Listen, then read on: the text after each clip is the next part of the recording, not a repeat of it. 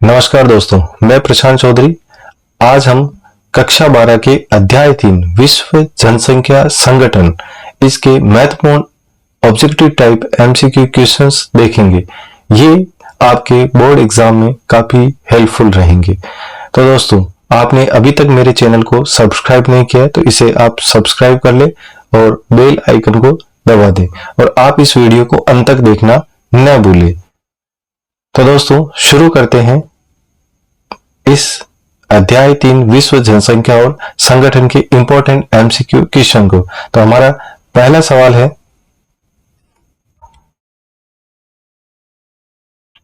निम्नलिखित में से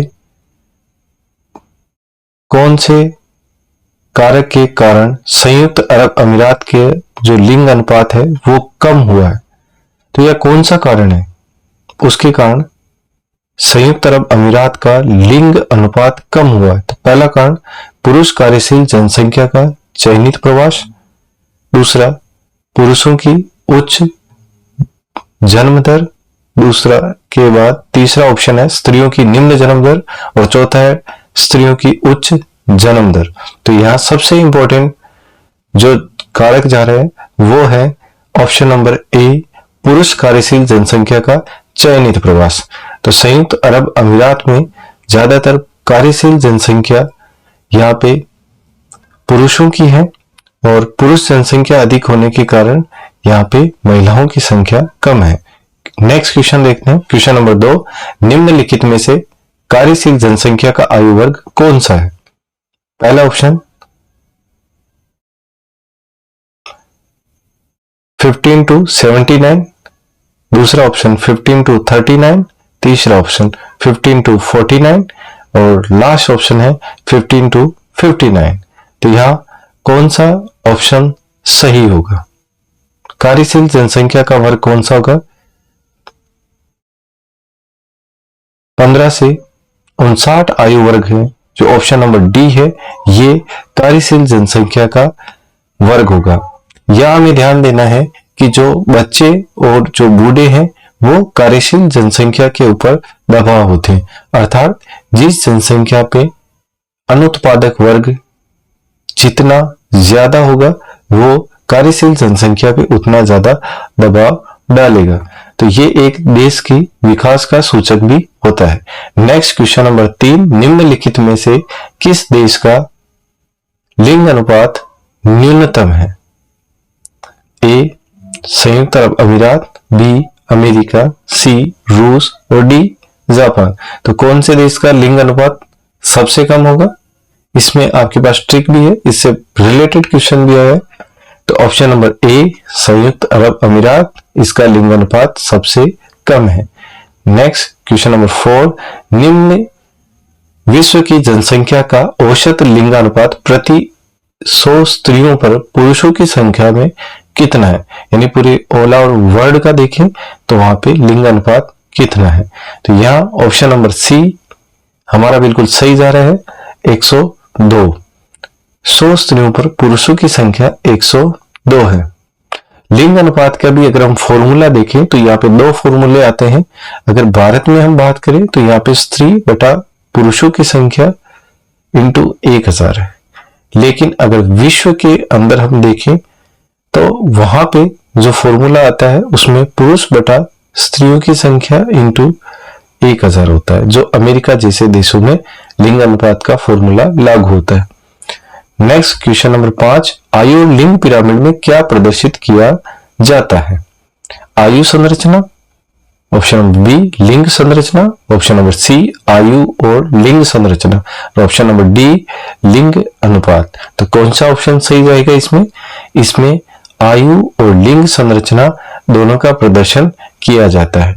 इसमें वाई एक्सिस पे आयु का प्रदर्शन किया जाता है और एक्स एक्सिस पे लिंग संरचना का प्रदर्शन किया जाता है, जिसमें एक और महिला और एक और पुरुष को दिखाया जाता है। नेक्स्ट क्वेश्चन नंबर सी 6, चौड़ा आधार तथा पतला होता शीर्ष आकृति वाला पिरामिड क्या दिखाता है? इसका आधार चौड़ा होता है और शीर्ष की ओर ये सकड़ा होता जाता है। ऐसा जो पिरामिड है वो ऑप्शन नंबर ए स्थिर जनसंख्या को दिखाएगा, बी विकासशील जनसंख्या को दिखाएगा, सी घटती हुई जनसंख्या को दिखाएगा और डी इनमें से कोई नहीं। तो कौन सा आंसर सही जा रहा है यहाँ पे?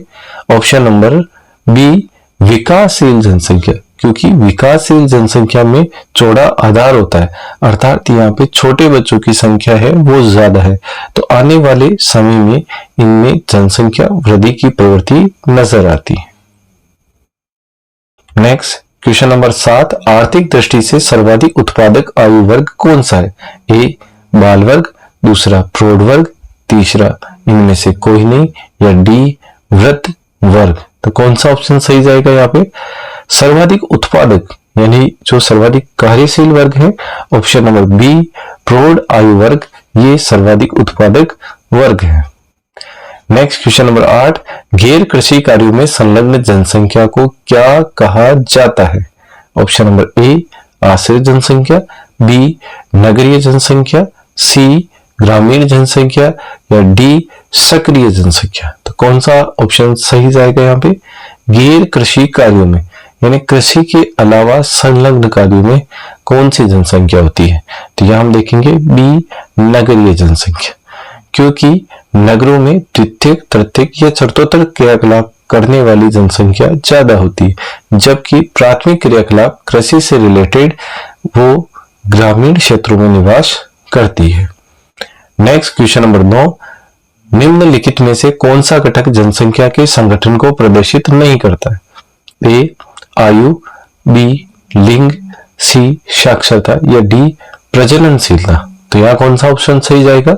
ऑप्शन नंबर डी प्रजननशीलता, यानी ये जनसंख्या संगठन को प्रदर्शित नहीं करता। तो कौन से ऑप्शन प्रदर्शित करते? आयु संरचना, लिंग संरचना और साक्षरता।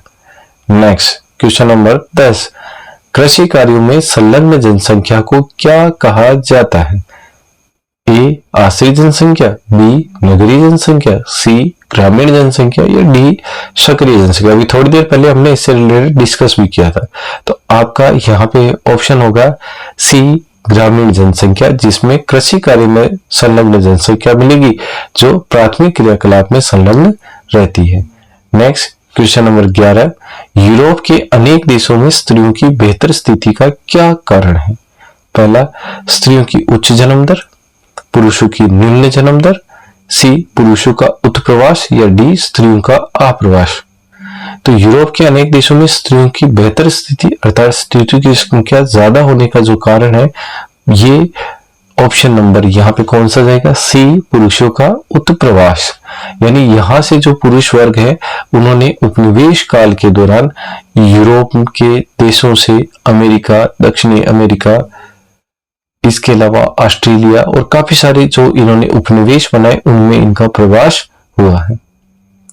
नेक्स्ट क्वेश्चन नंबर 12, नाइजीरिया का आयु लिंग पिरामिड का आकार कैसा होता है? तो पहला ऑप्शन यहाँ पे है त्रिभुज आकार का, बी शुंडाकार आकार का, सी आयताकार आकार और डी कंटी के आकार का। तो कौन सा ऑप्शन सही जाएगा? तो यहाँ हम देखते हैं ऑप्शन नंबर ए त्रिभुज आकार का, जिसका आधार छोड़ा और शीर्ष सकड़ा होता है, अर्थात ये बढ़ती हुई जनसंख्या को दिखा रहा है। नेक्स्ट क्वेश्चन नंबर 13, ऑस्ट्रेलिया का आयु लिंग पिरामिड का आकार कैसा है? ए त्रिभुज आकार का, बी शुंडाकार, सी आयताकार, या डी कंटी के आकार का।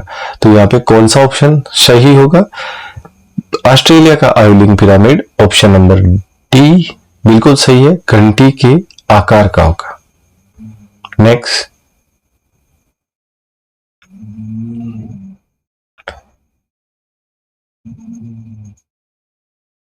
जापान का आयु लिंग पिरामिड दर्शाता है? ए हाशमान जनसंख्या को, बी वृद्धिशील जनसंख्या को, सी स्थिर जनसंख्या को, या डी इनमें से कोई नहीं।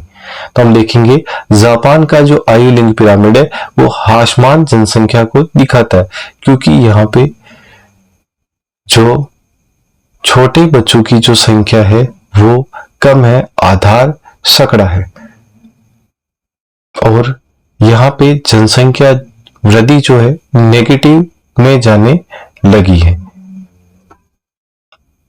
सबसे ज्यादा अगर हम देखें वृद्धों की संख्या तो वो जापान के अंदर है।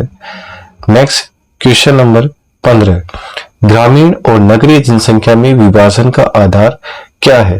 पहला व्यावसायिक संरचना, बी जनसंख्या घनत्व, सी आयुलिंग संरचना, डी उपर्युक्त सभी। तो कौन सा ऑप्शन सही जाएगा? तो यहाँ पे ग्रामीण और नगरीय जनसंख्या विभाजन का आधार ऑप्शन नंबर डी उपर्युक्त सभी बिल्कुल सही ऑप्शन है। तो यहाँ अगर हम इसको डिटेल में देखें तो ऑप्शन नंबर ए व्यावसायिक संरचना है, इसमें 75% से अधिक जनसंख्या गैर प्राथमिक व्यवसाय में संलग्न है, तो उसे नगरीय जनसंख्या कहेंगे। सेकंड जनसंख्या घनत्व, अगर यदि 400 व्यक्ति प्रति वर्ग किलोमीटर से ज्यादा व्यक्ति रहते हैं तो उसको हम नगरीय क्षेत्र कहते हैं। सी यहाँ पे आयु और लिंग संरचना में भी अंतर है। भारत जैसे देशों में यहाँ पे ग्रामीण क्षेत्रों में महिलाओं की संख्या ज्यादा है, जबकि अमेरिका जैसे देशों में ग्रामीण क्षेत्रों में पुरुषों की संख्या ज्यादा है। तो अर्थात ये सभी ऑप्शन यहाँ पे बिल्कुल सही है। नेक्स्ट क्वेश्चन, संयुक्त राष्ट्र में सूचीबद्ध कितने देशों का लिंग अनुपात स्त्रियों के लिए अनुकूल है? ए 129, बी 139, सी 149, डी 159। तो यहाँ ऑप्शन कौन सा सही रहेगा? ऑप्शन नंबर बी 139 देशों का लिंग अनुपात स्त्रियों के लिए अनुकूल है।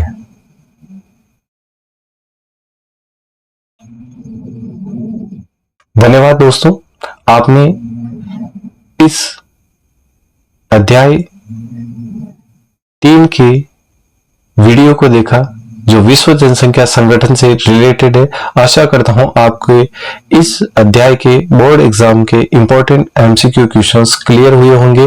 आपने अभी तक यदि मेरे चैनल को लाइक और सब्सक्राइब नहीं किया है तो आप इसे सब्सक्राइब कर ले और बेल आइकन को दबा दे, ताकि आने वाले आगे और भी इससे रिलेटेड वीडियो से आप जुड़ सके, देख सकें। धन्यवाद दोस्तों।